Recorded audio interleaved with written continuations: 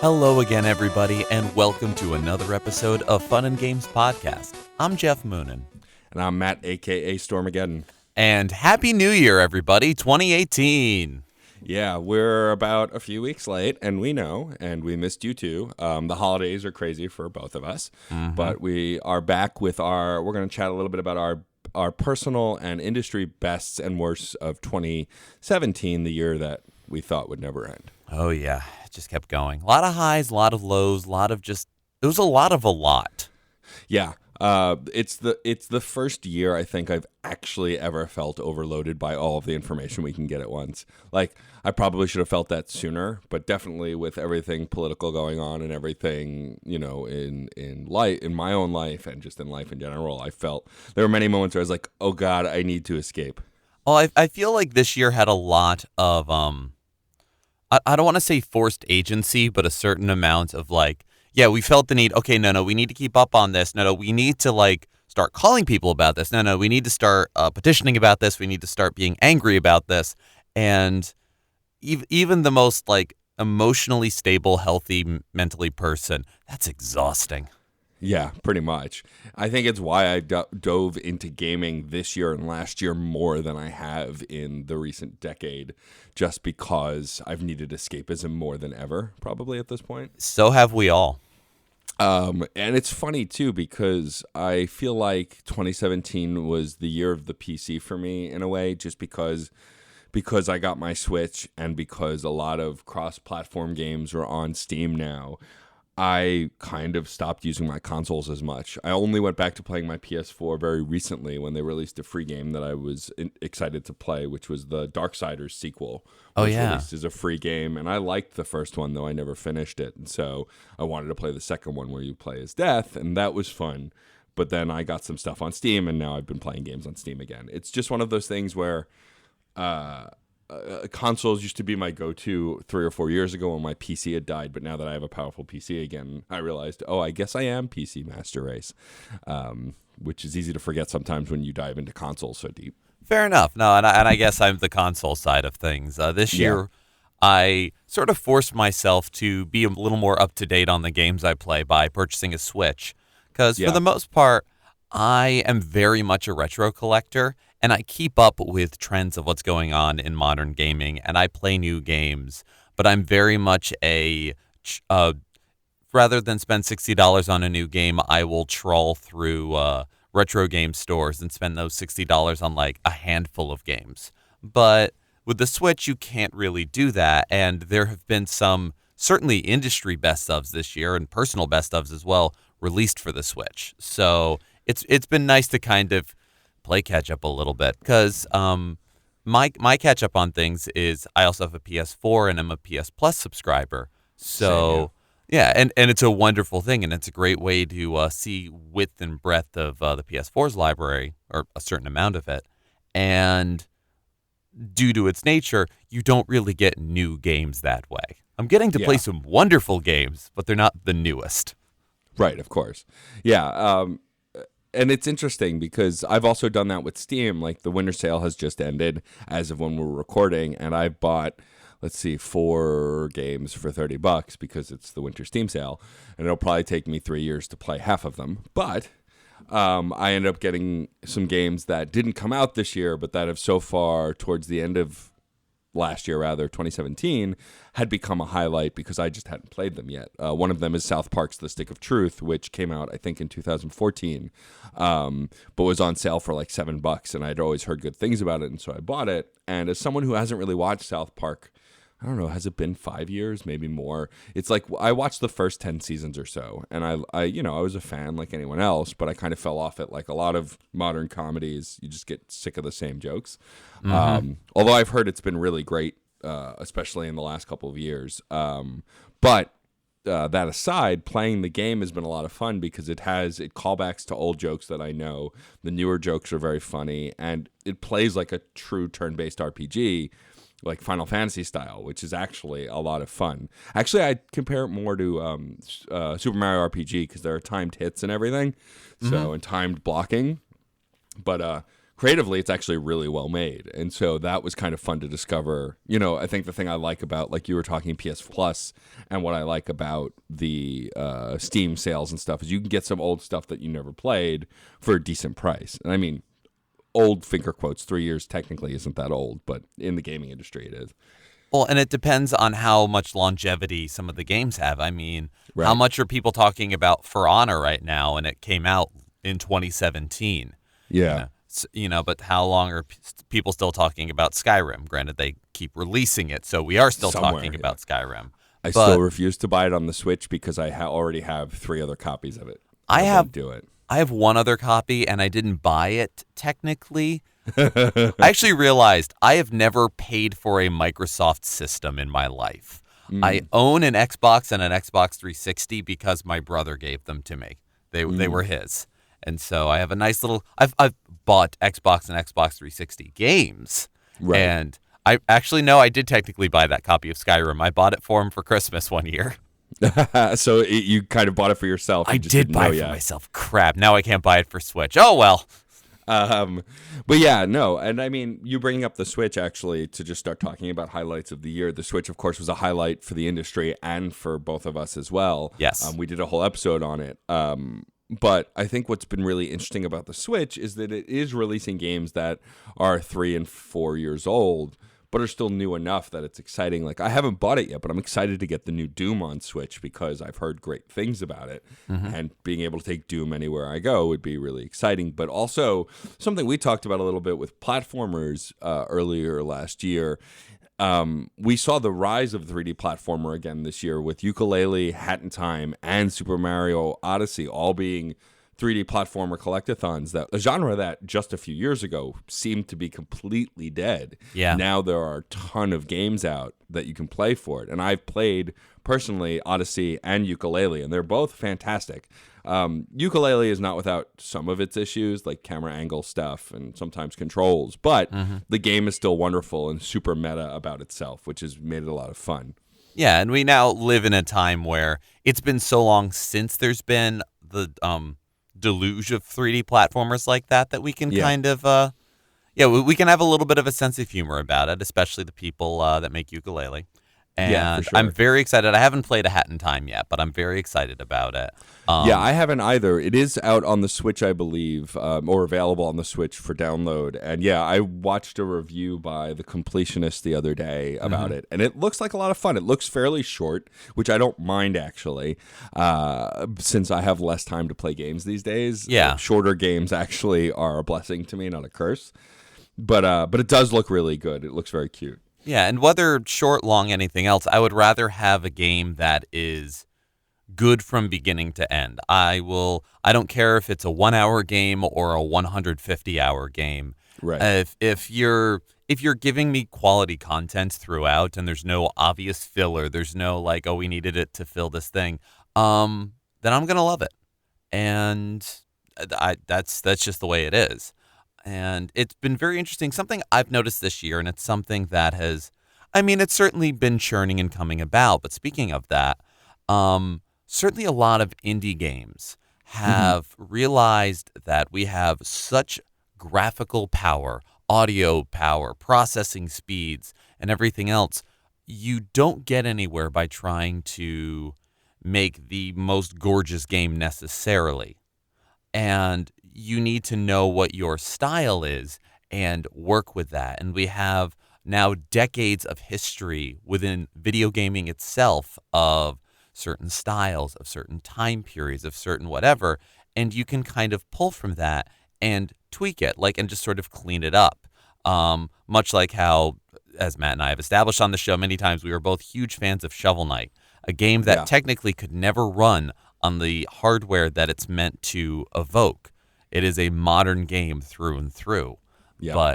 And certainly the game that I've noticed of that, and I've never gotten to play a single second of it, but I am so intrigued by it, is Cuphead.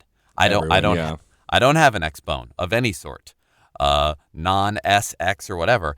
But it's a 2D platformer that you could not do that during the heyday of 2D platformers in any way.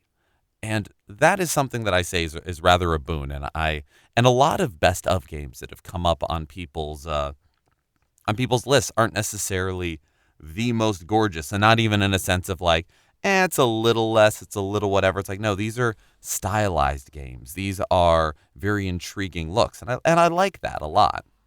Well, sure, with Cuphead especially, which recently has been released on Steam as well.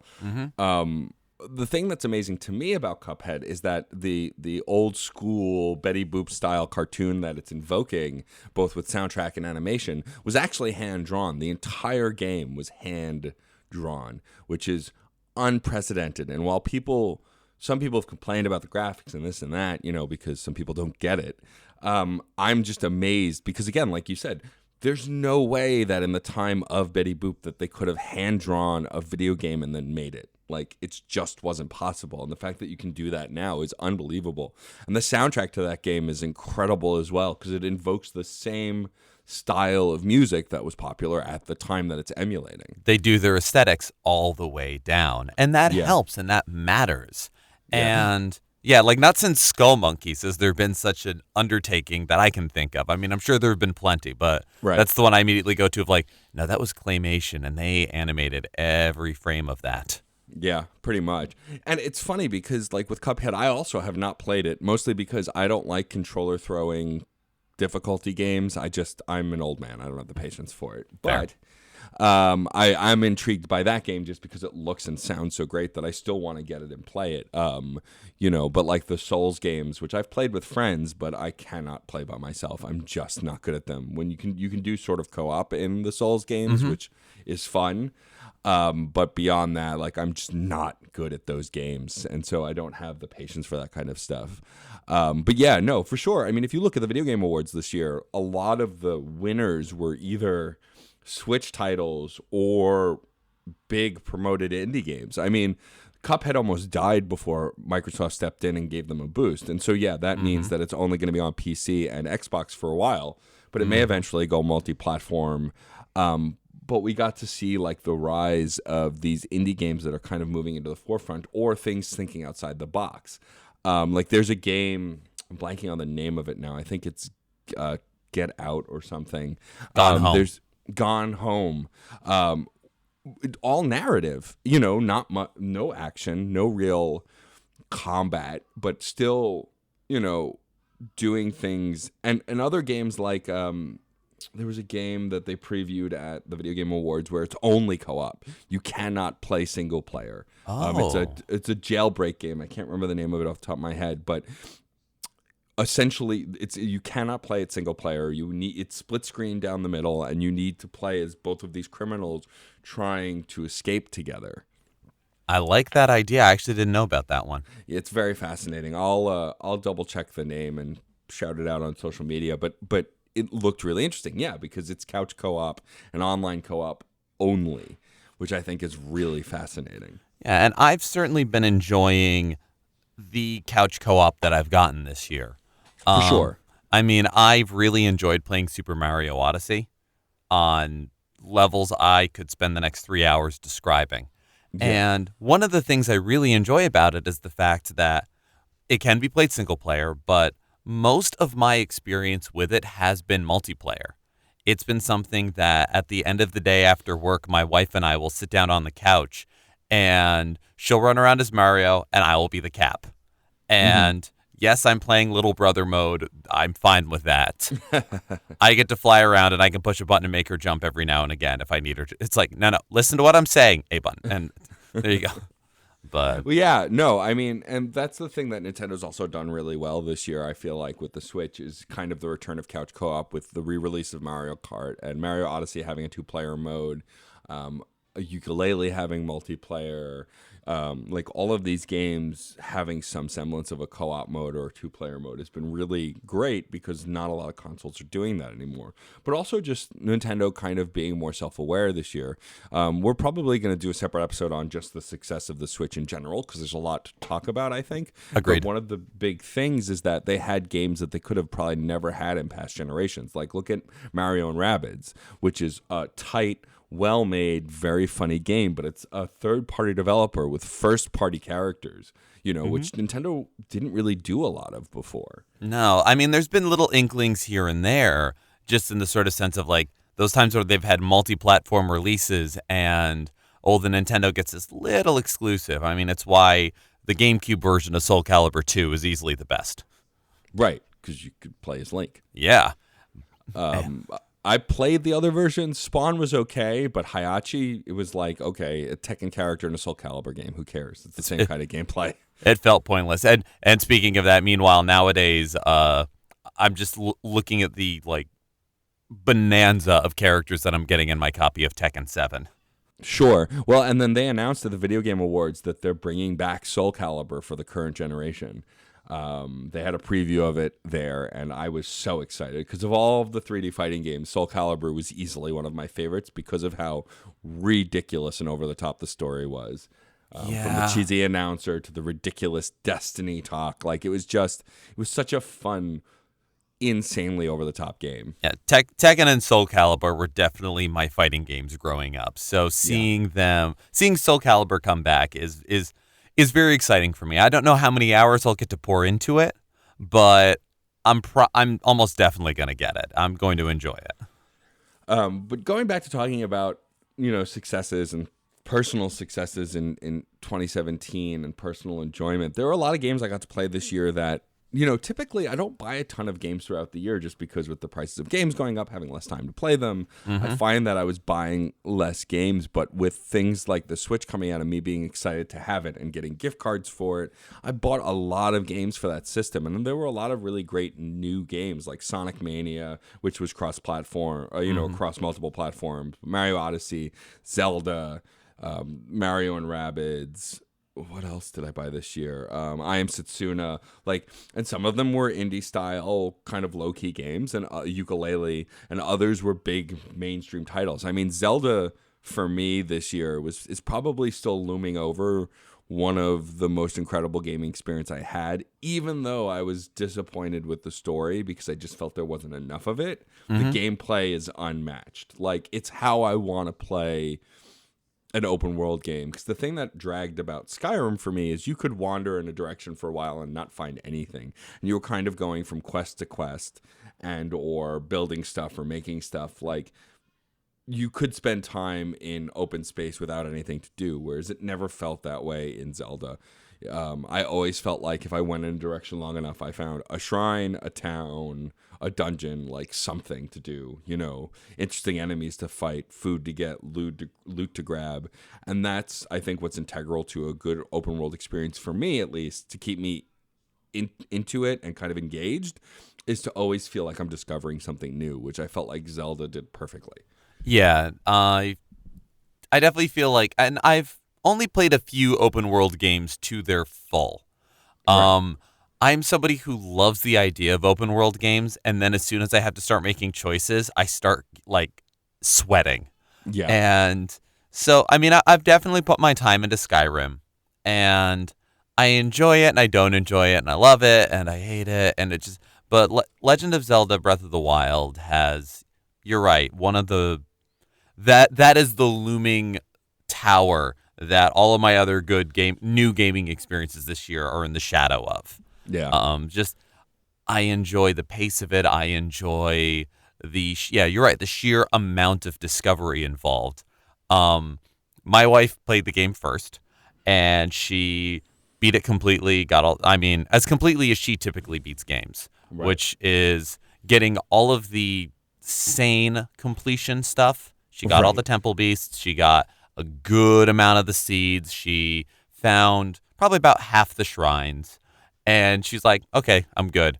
I started playing it, and I drove her up the wall for an hour and a half because I never got off the plateau because I was having too much fun chopping down trees and collecting bugs. And then when it started annoying her, I just dug in deeper. And as much as it was a playful, spiteful moment, I was enjoying it. I loved collecting all of the bugs. I loved climbing the trees. I loved everything that was going on. I loved screwing up. It was a delight no matter what I was doing.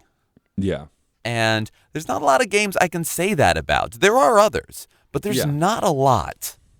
Well, yeah, I'd say the reason Mario Odyssey was a close second for Game of the Year for me, and I'm not uh, um, committing to a Game of the Year until we get closer to the end of this episode. But Mario Odyssey was in the running because it had the same sense of discovery on a smaller scale. Because when you're exploring any of the worlds you go to, people complain that there were like too many moons, but I don't agree. The fact that every time you peeked around a corner and went, I wonder what's over here, and you almost always got rewarded is fantastic. And I love it. And I like that it date stamps and time stamps every moon you get. So you can like look at a list of accomplishments like, oh, I discovered this, or this is how long it took me to complete this, or whatever it is. And I agree.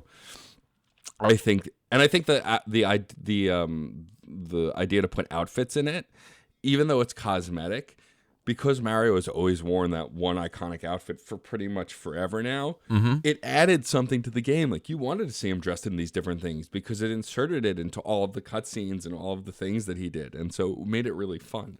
And it was also a bit of a nod to the fact that Mario ends up doing everything, being everywhere. That's if you also look at true. the 30-plus year history of Mario, he's been a doctor, he's been a referee, he's been a plumber, he's been a sports star of so many sports, he's been a explorer, all of these things. And so there's a little bit of a nod to that.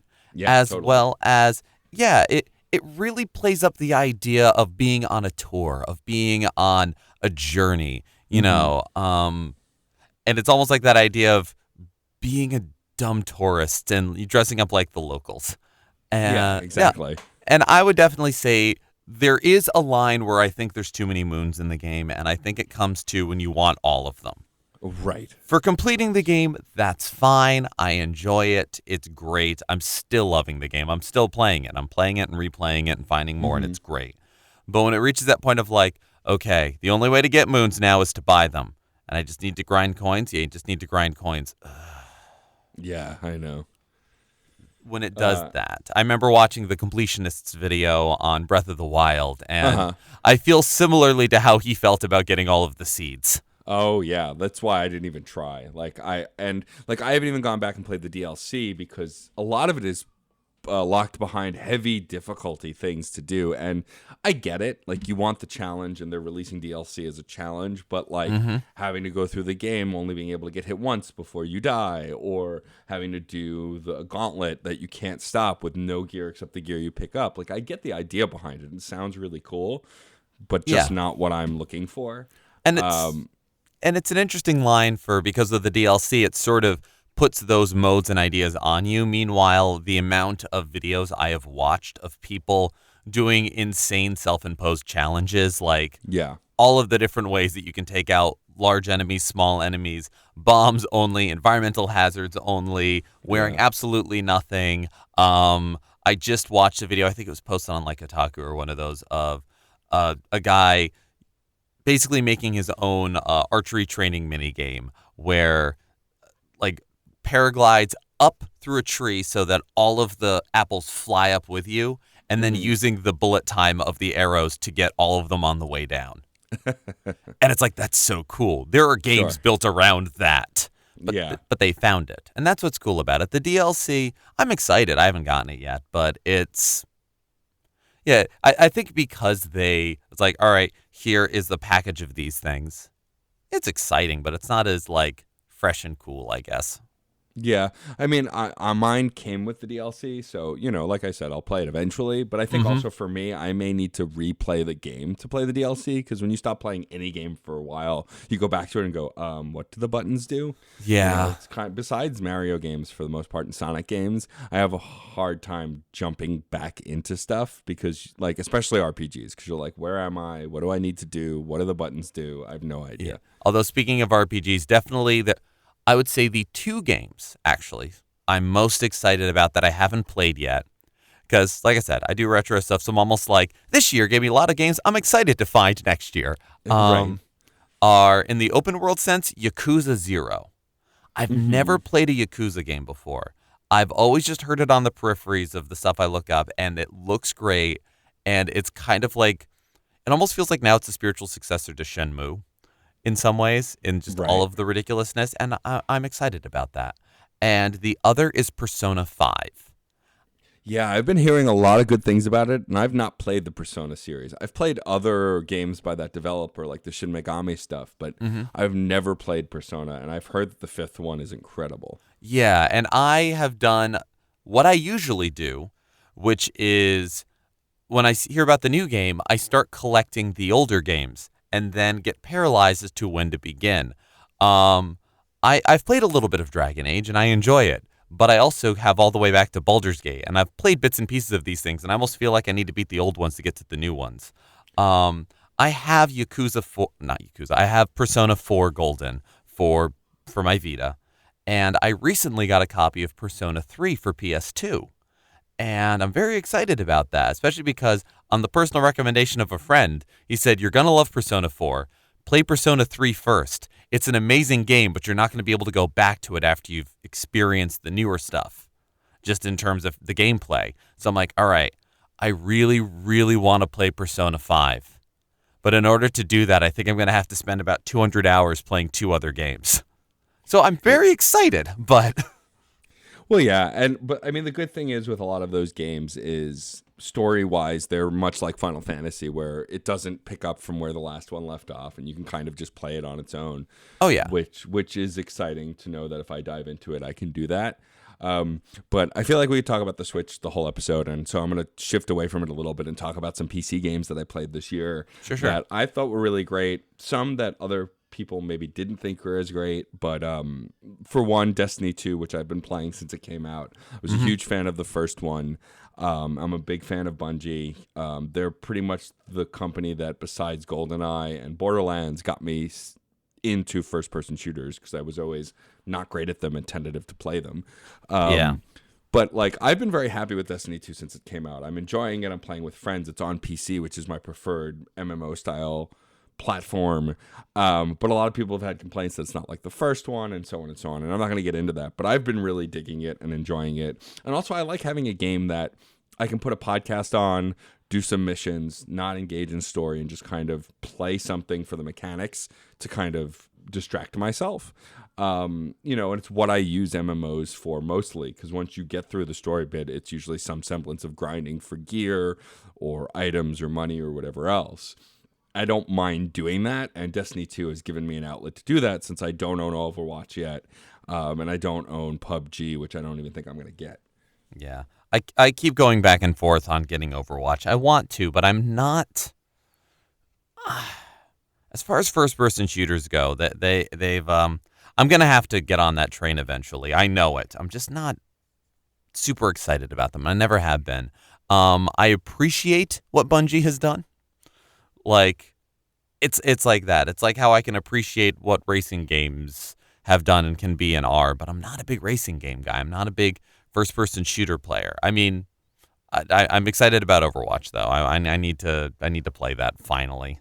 No, But same. I mean, I've not always been a huge first person shooter guy either, but there have been games that have come out that I've enjoyed that I'm like, oh, I'm not half bad at this kind of gameplay, and these stories are engaging. But I was the same way for a very long time, and I still don't play a lot of racing games. There are some that I've liked, like the early Need for Speed series, and of course Mario Kart. But beyond that, I've never really gotten into racing games either. And I think it's just finding the right game that feeds what you're looking yeah, for that genre. yeah. I mean, I But certainly enjoyed playing BioShock. For sure, yeah. But I barely even consider that. Or like I love playing Portal, but games like that, you don't even always consider them first-person shooters because they have so much else going on.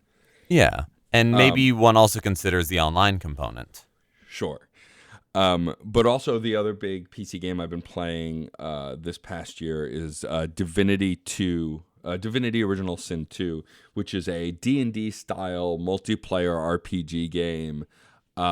It's very a la Baldur's Gate if there was more RPG elements. The length and scope of the game is you're essentially playing a D&D campaign, and you have full customization over your characters, who you kill, who you interact with. I mean, you can on one playthrough murder the entire first town you're in, and then on another playthrough decide not to and do other things with those characters.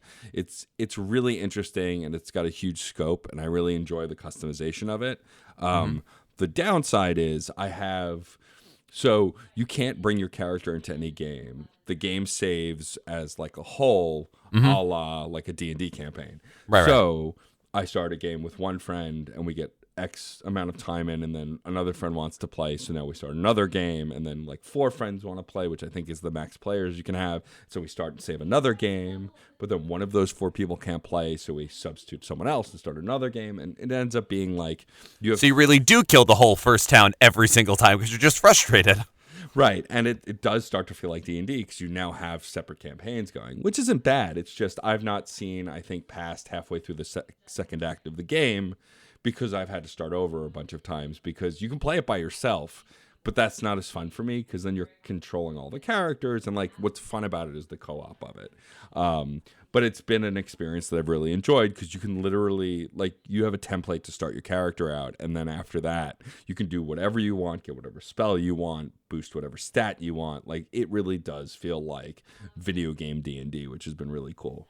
Yeah, I that sounds very exciting. I don't have a Windows PC, so I haven't been able to play that, but that's really awesome to hear. It's difficult to get the good like campaign style D&D feel in games. Yeah.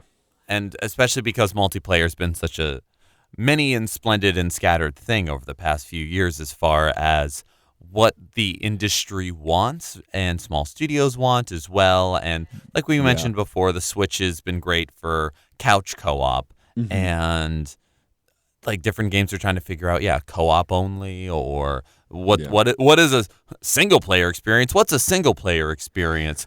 Which leads into one of the negative trends that we've ranted about a little bit before, but I feel if we're doing a bit of a recap, I want to bring up sort of the disappearing middle class of gaming and monetization.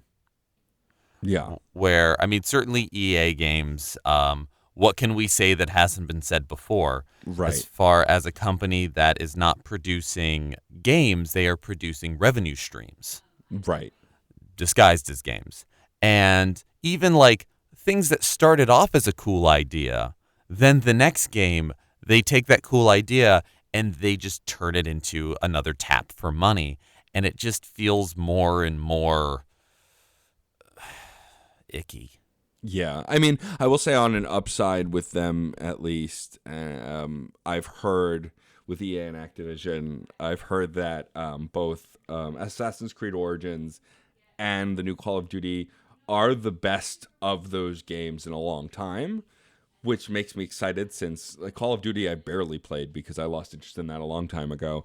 And Assassin's Creed, I don't think I've played one that I liked since 2, the sequels of 2, because I played 3 and I absolutely hated it and then abandoned it, and I haven't played Black Flag yet, which I heard was okay, but apparently Origins dumbed it down a bit, got rid of a lot of the mini games and nonsense, and so I've heard that it kind of was a return to form. So I may try it, but they've kind of burned me out on that. But I totally hear that. I think it's also one of the reasons why I dived so deep into Nintendo so hard, is after skipping a generation and not buying the Wii U, being excited about the new games coming out for it, and it just, relying so much on couch co-op, I was excited to play it, but a big downside for me on the Switch is their online is still a shit show. Yes, it is. Very much I love so. Nintendo, but like you can't message your friends, which I get. They're trying to protect younger players. But if they're on your friends list, you should be able to message them in some capacity or chat with them. The online multiplayer, while it functionally works great, like there's no connection issues for Splatoon or Mario Kart. You can play many games and not have any issues. There's still not really a chat. The app is very limited for chatting on Splatoon. I still use Discord instead. And then, of course, I can't hear the game sounds, and that kind of stuff. And also, like, they said that it's going to get cleaned up, and this was only a beta for 2017. That's why the app was free, and there's no online paid service yet, which is fine. But I kind of wish they just waited till it was a full established thing, because they're talking about a virtual console, and like when you're paying your subscription, you get access to a ton of games from the older libraries at no extra cost, and like all that stuff sounds great. but I need more to know and believe in it, because right now their online is limited, which is fine. Because honestly, I'm not really going to Nintendo at this point for online multiplayer. I'm going to it for the single player experience Yeah. anyway. But I would love to see that fine tuned in 2018 and kind of smoothed out. Yeah, I'm certainly more optimistic about it because it's not lacking because it has terrible features. It is lacking because it is frankly lacking. Yeah, it just doesn't have the features. Yeah. And again, it's not a thing of, oh, we have the features, we just haven't unlocked them yet. Right. Which is, again, coming back to my distaste for DLC. Yeah, I always have a conflicted opinion on DLC because, like, so I think Shovel Knight, going back to a game that we've talked way too much about, but again, it was new to me for 2017 because I had only barely played it when you lent it to me early in the year and then bought it on the Switch. They kind of did DLC right in this fact that you paid a price if you bought the treasure trove and then got, subsequent games, full campaigns for free.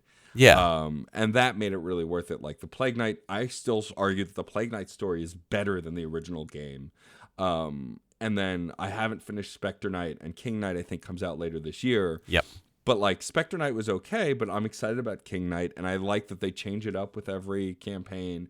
They give you different things to do. They change the story. It's either before the game or after the game or during the game or an alternate timeline. And I think that's how you do DLC right. When you put out a game like the Dragon Age games or even the Mass Effect games, and I love the Mass Effect series, but you put out DLC that feels like it could have been in the main game and feels like it was just kind of plucked Yeah. to be added on later, that kind of drives me crazy. Like, the game should be done and then you should be working on DLC. But at this point, a lot of game developers are working on DLC at the same time as they were working on the games. I mean, which is okay also because it means that they are separate, but it also means that you're dividing your team up before the game's even out. Yeah. And that certainly has led me to be a lot happier with indie titles. Right. Because even if they do have some DLC or something, it's a subsequent thing. You don't have to worry about like this being a piecemeal experience. And even like games that have recently had DLC released for them that are almost just like broken down expansions. I've been playing a fair amount of Diablo 3 recently. Right. And at the end of last year, they released the Rise of the Necromancer pack. Mm-hmm. Now, Diablo 3 is definitely a game that has been one where they keep having, like, they have their seasons, they have all sorts of stuff going on. It's an interesting way to keep the game going and keep interest going. And Diablo's certainly a series that has had longtime fans of old entries. I Right. still play all three of them, still. And the Rise of the Necromancer pack certainly feels similar to, like, I think they were working on an expansion, like a second one after Reaper Yeah. of Souls. And they just kind of like, no, it's not the same kind of profit. It's not the same kind of whatever. So here's the Necromancer, and we'll just kind of throw out some other stuff too. And don't get me wrong, the Necromancer was my favorite class in Diablo 2. Very happy to have it in 3. But it's, again, another one of those like, was that what you wanted? Was that what was?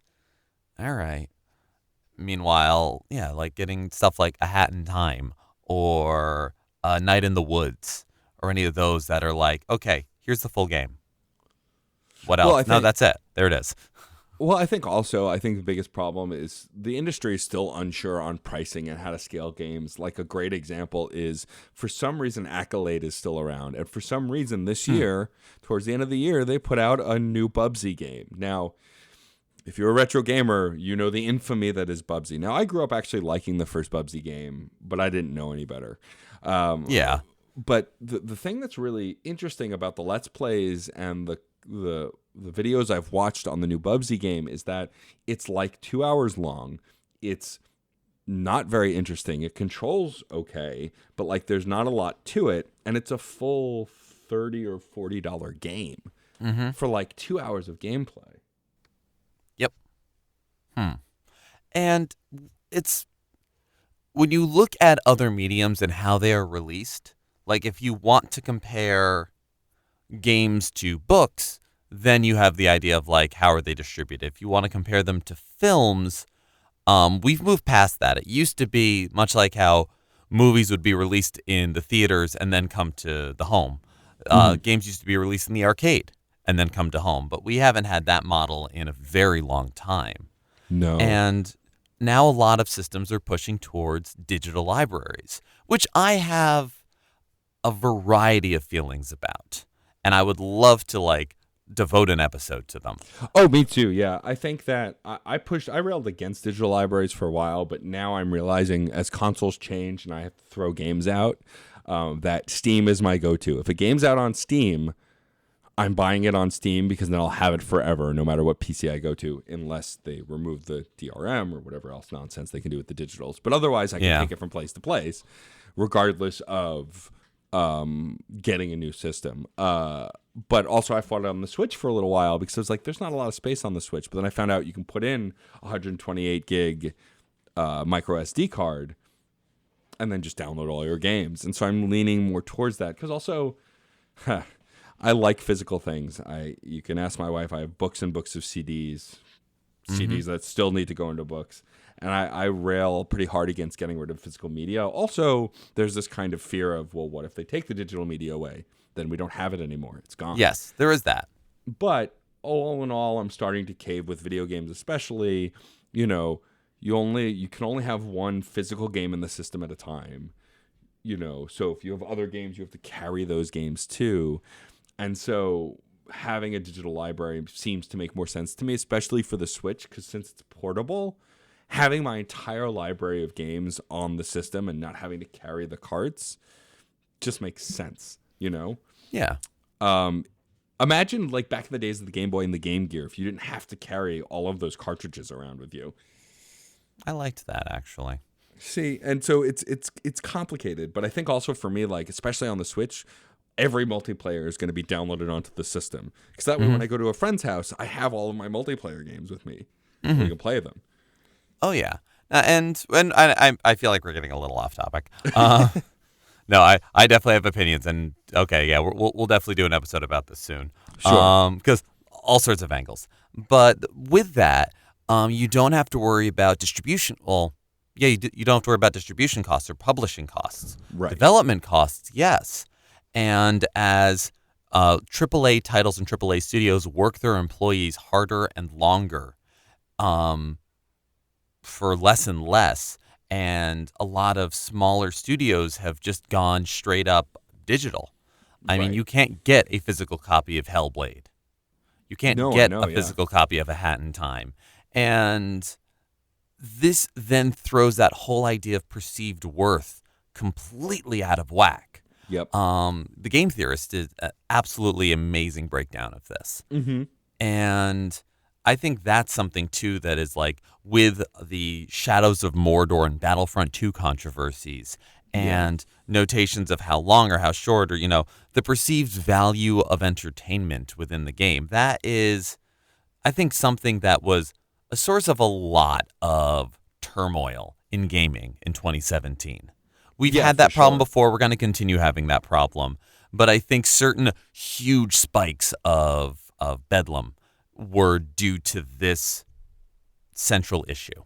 Sure. I mean, the music industry went through that too. CDs costing between $19, $20, and $25 per disc during the early MP3 generation because they were trying to recoup, iTunes selling those same albums for $10, no matter how many songs are there. And so the gaming industry is experiencing its version of that too, which I think is also why in 2017 I leaned more on getting digital versions of the game. Also, it's you get the game instantly. So, you don't have to wait for it to ship. You don't have to wait for it to get to you, all of that stuff. I think I have mixed feelings on it. Also, the PS4, you have to download every game just to play it, and the hard drive is way smaller than my PC or my Switch at this point. Right. And so I'm just annoyed because even when I buy the physical disc, I have to download the whole game. So why even bother buying the physical disc for the PS4? Whereas at least with the Switch, if I buy the physical card, it doesn't take up space on the hard drive, so it's a different story. But yeah, I think it's interesting because it's no secret to our listeners that we've talked about the Switch a lot this year and Nintendo in general. But I feel like I did kind of abandon a lot of single player gaming on other consoles besides the Switch because it was just so right for it and I've had it since March. Like Yeah. I play some single player games on the PC, and as I said, I'm playing like A Stick of Truth now. I was telling Geoff off the air that I just bought Beyond Good and Evil, which I haven't played yet, which is not a new game, but I'm excited to play because they are releasing the sequel soon. Yeah. But I think for the most part, I'm using my PC to play games like Destiny 2 and Heroes of the Storm and all of these online multiplayer games, Divinity 2, Civilization, because the PC has the tightest online multiplayer experience because it's, for the most part, no extra cost except for certain MMOs. Yeah. So that's where I go for that. And so a lot of the big single player games that came out this year, like I believe Uncharted 4 came out this year, and I still haven't finished 3 yet, so I didn't buy that. But a lot of my big single player games are either old games or Switch games, because I'm just not going out of my way to buy a lot of single player games anymore. Yeah. Because the single player games I was most excited about this year were on the Switch. And I think that's interesting to me because in previous years, I've always owned a Nintendo console or another console, with the exception of the Wii U. And so, like, the last generation, I had an Xbox 360 and a Wii. And I played the 360 a lot, and I played the Wii a little bit. And then the generation after that, until recently, I only had a PS4, and now I have a PS4 and a Switch. And so, plus a PC, and this is, I think, the first generation of gaming that I really am relying on my PC for non-MMO or online multiplayer games, Right. to some degree. And so it's this weird dichotomy of learning to split my time between these systems. And it goes back to the 2017 overload of content, I think, also. Like, I can't play games simultaneously. I don't know about you, but, like, if I'm playing a new game, I have to focus on that game, and I have trouble jumping between games and going back and forth because I like to focus in on what I'm playing. I've learned to cycle just through the sheer amount of things. And no, I agree. As far as I think if I had a big thesis statement for like what has 2017 been for gaming, for a long time people ask what actually are video games or what constitutes a video game, and they'll continue to talk about that. But I feel 2017 was a big question of what is a video game worth? Yeah.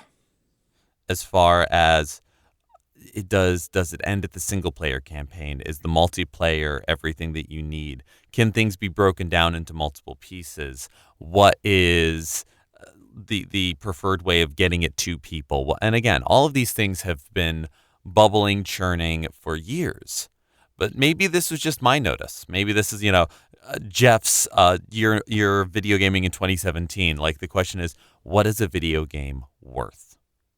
Well, sure. I think it's also, we really challenged expectations of gaming this past year, with the fact that a console that came out of nowhere and then started to dominate the scene throughout the year, because of their struggles in the recent generations with the Wii and the Wii U kind of being behind a generation graphically and having gimmicks and stuff.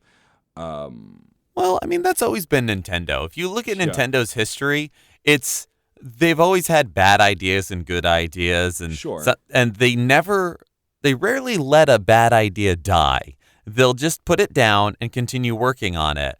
They've been working on glassesless 3D since I think the NES days. Yes, and for sure. I almost feel as though the Switch has been a multi-generation pull away from the TV. And it's like the Wii U was just a very awkward phase where it was almost there. Yeah. Like it was in some weird like membrane holding it to the core. And, the tether, the line, and it was just a little thin, but it was still attached. And the Switch finally pulled it free. And that was what you needed to make this idea work. I mean, I'm somebody who owns a Wii U and really loves the system. I'm not going to try to convince other people to love the system, but you can't convince me to hate it. Sure, of course. And I think, like, in the end, I started to hate the Wii, but I loved it when I first got it, and I was so excited about it, just like anything else. But I think, yeah, for me, I think my 2017 gaming thesis is really being self-aware of how much time I have to play games. My wife will play games with me sometimes, but for most part, I'm playing games either by myself or with friends online. And I Hmm. realized that I have a lot less time to play games than I did growing up. Yeah. And that I have to more focused and nitpick the games I want to play, because I'm not finishing games. And that's something that you mentioned off air that you want to try and do in this new year, is Yeah. try and beat a game a week, which I think is an impressive goal and that I know I'm not going to be able to do. But I will be happy if I can manage to beat a game a month, if not more. If I Hmm. can beat a game a month, I'd be happy with myself because I have not completed a lot of games. Like I said, I'm still halfway through Uncharted 3. I never finished Witcher 3. I never finished Final Fantasy 15, which I got I this haven't year. Yeah. finished it. I haven't finished it either. And yeah, this year has been interesting as far as the games I got. And like, I bought Kingdom Hearts 1.5, 2.5 collection for PS4 because I'm excited about Kingdom Hearts 3. Sure. And I never really got into Kingdom Hearts, but I knew I'd love it, and I love it. And no, it's I I'm haven't certainly finished. what's I up? was just gonna say I haven't finished I Am Setsuna or Mario and Rabbids. Like that list goes on. Besides Zelda and Mario Odyssey, and those aren't completed, of course. Like I haven't gotten everything, but I finished the story in those games. I think they're the only two games I finished the story. Yeah, fair. And I think one of the reasons why I want to do this is I've heard of this challenge in years past, and I think I finally want to do it, as well as the fact that, yeah, with digital games, it's very easy to not realize what a large backlog you have. Oh yeah. And then you get overwhelmed by it, much like what I said before, where I almost feel like I can't play Persona 5 until I've played two other games. I just want to enjoy games. Yeah. And it's very easy to critique and nitpick. And we should critique and nitpick, but not to the detriment of our enjoyment. It's just as much of a disservice as saying something is perfect without giving any context to it. It's yeah, and so for me this year will be revisiting some old favorites and really pushing to try a lot of new things because I realize I don't have a very big pool of reference of new games from 2017 that I've personally played. I know a lot about all sorts of games that have come out because I follow games journalism. But when we decided to do this episode, I'm like, crap, how many 2017 games have I actually played this year? Yeah. So it's a bit of that.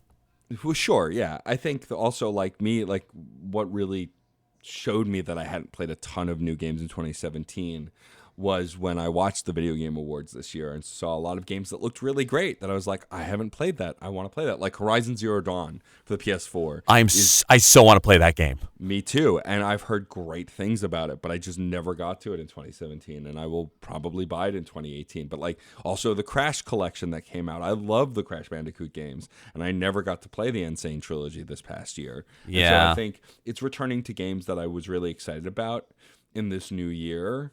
And trying to complete some more games.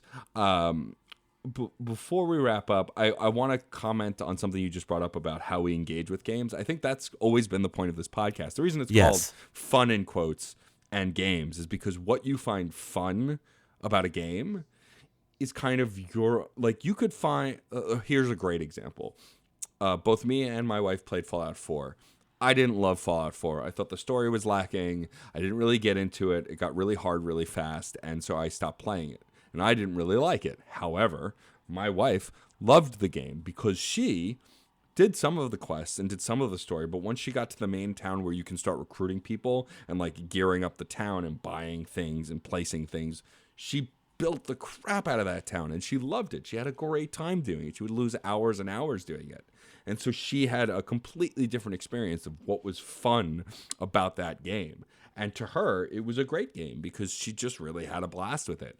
And I always found that very interesting that two gamers could have a completely different experience with the same game. And I think ultimately that's what we like to discuss here is the engagement with games and how, as pieces of art and pieces of entertainment, how they differently engage every person.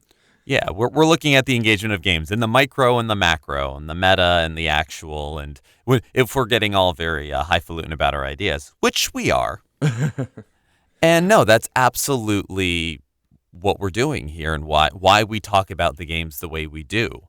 And because again, you can look up, best of 2017 video games, and you are going to find dozens of lists with dozens of entries and so much contradiction and hundreds of comments and Yeah. scads of YouTube videos. And all of these things are some games I guess can empirically be better than others, but it really is a social construct because also our perception of how good or bad games are based on review scores and opinions of personalities and people we follow. Yeah, absolutely. Whether, again, personally or professionally. Like, I am super excited about Persona due to the recommendation of my friend, Sure. not just stuff online. And so, yeah, it really is. Yeah, it's fun in quotes. It is how we engage with games. And I guess my 2018 resolution is engage with games more. Yeah, same. And I think also you're absolutely right. Like the journalists we respect, like Matt, Pat, and Gerard from The Completionist are two people that I respect a lot and enjoy the content from. And so when they do a best of list or they talk about certain games, it makes me want to play them. Games that I may not have even ever wanted to play. Like I liked Banjo-Kazooie when it came out, but it wasn't until I watched the completionist videos on those games that I really got, like, I remembered how great they were and made me excited about Ukulele when I saw his video on that. But like his top 10 games of the year, there's a ton of games I didn't play that were on his list. And he always says, "This is my list. Tell me how yours is different. Don't tell me I'm wrong, this and that." And it's true. And like, Yes, it is. I'm not going to begin to try and do my top 10 of games this year because I don't even know that I played 10 new games this year. I mean, I Right. guess if we look at the Switch, I probably did. Because Fair. as we can tell, that I fanboy about it. Although then again, like at least 3 or 4 of the games on the Switch I played are games that were new to the Switch, but not new games. Yeah, and I've certainly benefited from being a little behind on games with the Switch because I'm like, oh, so if I just wait a few more months, it'll come out on a system for both the TV and handheld? All Yeah. right. I mean, It's that's pretty been much great. it's pretty much why I haven't bought the new Wolfenstein, even though I've heard great things, is because it's next on the slate to come out on the Switch. And so I'm going to hold out for that. You know, it's why I'm glad I never bought Doom because now I'm definitely going to buy it on the Switch. But anyway, to give people what they want from best ofs, I am going to, and I asked Geoff to as well, give our favorite game of 2017. I'm going to stipulate that it doesn't have to be a game that came out in 2017 just to make it a little easier. But just what your favorite game was to play this year. And I have a few. You know, Destiny is definitely up there and Divinity, which I talked about earlier, but I'd be lying if I didn't say the most fun I had with a game this year was Mario Odyssey. Even though I think Zelda was the best experience in gaming wise, Mario was such an escape and so full of joy that it was just the most fun I've had with a game all year. And I think part of that comes from everyday life and, you know, being in the US and dealing with what we have to deal with politically all the time. It's overwhelming to live in a real world, and so games about real life and or games that were realistic were harder for me to digest. But games that I could dive into this world that was so unrealistic, like Splatoon and Mario and Rabbids and Zelda, and of course Mario Odyssey, I just loved much more this year than any year before. And so for me, the highlight was Super Mario Odyssey. It brought me back to the days of the N64 and Mario 64. It brought me back to the old school collectathons. I had fun with it. It was a fun game a fun game to play.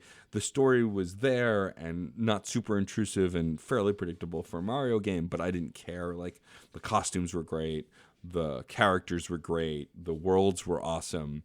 So that's easily my top game of 2017 just because of the experience I had with it. I think I agree. I would say that is my favorite game of 2017, and to give any other answer is simply to give a different answer. Right. Which if I was, this again, it's a little bit of a playing with release dates and things to call it a 2017 game. Undertale was released for PlayStation systems last year in 2017. So I finally played it. And it has its hooks in me. It still does. Yeah, that's one of those games that's been on my list for a while and I will eventually get, but I haven't played yet. But every review I've watched, every theory I've watched, like, it just seems so awesome. And I did not look much into the game before I started playing, and I am so happy that I did that because it allowed me to question so many choices. I mean, like I said earlier in this episode, open world games can sometimes put me a little on edge, but this was a game that it made me question my life as a gamer on so many levels in such a wonderful way. And it is, again, a game that does not have many hours of entertainment built into it. It does, not many hours of gameplay, I suppose. And it's a game that the more time you put into it, the more you ask yourself why, and in a good and healthy way. It's very interesting and something very counterintuitive to a lot of business practices of this past year that we've been speaking about, and years past, but we're focusing on 2017 here. So I suppose the game of the year, big shiny little gold star, would go for the Game of the Moons to Mario Odyssey. But an off the beaten path or a hey, step into the alley. What game do you really like this year? I think Undertale. Yeah, and I think we've all had those experiences. Like, for sure, Sonic Mania is really high up there because I got a 2D Sonic game that didn't suck, with new stuff and remixes of old stuff, and that's I couldn't have asked for anything more as far as the Sonic game goes. Right. So I think that would be my sidestep of a game that came out this year, but that was fairly retro that I also really dug. 2017 had its ups and downs, but also we started this podcast back in April of last year, and I'm excited to hit our 1 year anniversary. I'm excited to keep making this podcast. It's been fun to talk about gaming in a way that I haven't in a really long time, because for a while I wasn't engaging in it. I just didn't have the time. And now that I've kind of carved out some time and I have reinvested in a hobby and a sanity keeping tool that I love, I'm really excited to keep talking about gaming in 2018. Also, of course, we always turn it to you, listener. What were your favorite games of this past year in 2017? I'm friends with quite a few of you on the internets and see what you guys are posting about. But tell me what your favorite games were, because I see even people who follow this show and people I interact with online posting about very different games that I've never even heard of, which is always exciting to see. Yeah, it's more of a delight to find the new games than to get more confirmation bias. Although, it's best of list, confirmation bias happens. But we'd love to hear, if you love the same games we do, why do you love them? What experiences are you getting out of them? Because that's going to be different, and that's going to be amazing too. Yeah, for sure. And I know that Joe, who listens to this podcast, who just got a Switch, he's playing Zelda, and I call Joe the Mad Fiddler not because he plays a fiddle, but because in any game I've ever watched him play that has any semblance of RPG elements, he has to check every drawer, every box, every corner. He will explore a room for 10 minutes. Joe, we need to hang out. Yeah. So he's definitely going to spend more time with Zelda than any human on the planet. And so I'm curious why he's enjoying it, if it's different than our experiences. Things like that. But, not just to single out Joe, but to call out to all of our listeners. We have a blast engaging with you on the internet. So please let us know what your favorites were of this year. It's been a blast to do this show with you, Geoff, and I'm excited to do more this year. And so, please email us, post on Facebook, Twitter, wherever you want to reach out. If you have ideas for topics for the podcast, we are absolutely open for suggestions. We keep a running list of what we want to talk about, but if there's anything you'd like to hear us talk about, please throw a suggestion our way. We'd be happy to tackle it. Or if you just have questions for us, we'd be happy to answer them on the air as well. Yeah, that'd be a wonderful thing to do this year. I share the sentiment, Matt. This has been an absolutely wonderful ride so far, sharing this time with you and being able to talk about these games with you. And I'm really excited about what comes next. And that comes from us, and that comes from you and the shared experience. So with that being said, I'm Geoff Moonen. And I'm Matt, a.k.a. Stormageddon. And happy gaming.